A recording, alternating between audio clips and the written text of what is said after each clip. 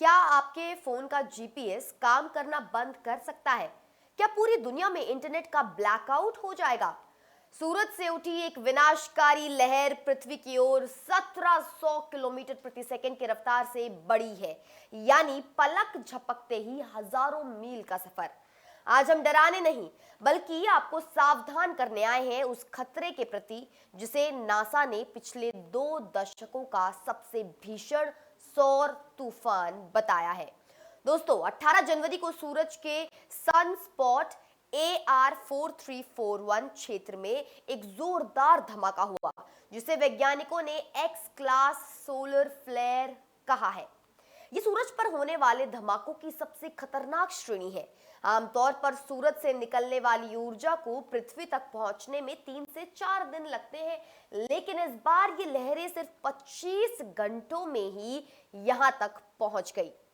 इसका नतीजा ये हुआ कि अमेरिका के स्पेस वेदर प्रिडिक्शन सेंटर ने इसे G4 लेवल का सीवियर जियोमैग्नेटिक स्टॉर्म घोषित किया है।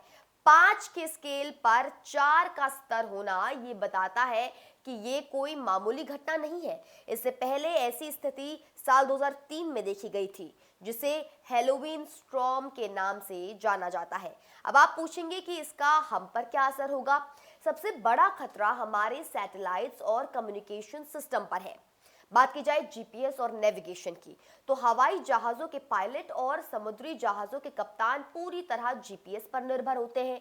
इस तूफान की वजह से जीपीएस सिग्नल में बड़ी गड़बड़ी आ सकती है, जो सुरक्षा के लिहाज से बहुत संवेदनशील है। दूसरा, पावर ग्रिड। जब ये चुंबकीय लहरें धरती से टकराती हैं तो बिजली की लाइनों में अचानक करंट बढ़ सकता है, जिससे ट्रांसफार्मर जल सकते हैं और बड़े इलाकों में ब्लैकआउट भी हो सकता है।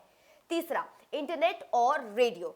हाई फ्रीक्वेंसी रेडियो सिग्नल्स ठप हो सकते हैं, जिससे मोबाइल नेटवर्क और इंटरनेट सेवाओं में रुकावट आने की आशंका है।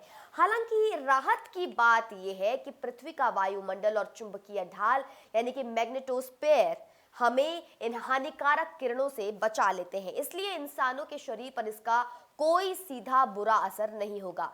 लेकिन अंतरिक्ष में मौजूद एस्ट्रोनॉट्स को सुरक्षित हिस्सों में जाने की सलाह दी गई है। इस डरावनी खबर का एक खूबसूरत पहलू भी है दोस्तों। इस तूफान की वजह से दुनिया के उन हिस्सों में भी ऑरोरा यानी रंगीन रोशनी देखी जा रही है, जहां ये आमतौर पर नहीं दिखती। नीदरलैंड, जर्मनी और फ्रांस जैसे देशों में आसमान हरे और लाल रंगों से जगमगा उठे हैं। भारत का सौर मिशन आदित्य L1 भी इस समय अंतरिक्ष में है और सूरज की इन हरकतों पर पैनी नजर रखे हुए है। इसरो के वैज्ञानिकों ने भारतीय सैटेलाइट ऑपरेटर्स को पहले ही अलर्ट कर दिया है।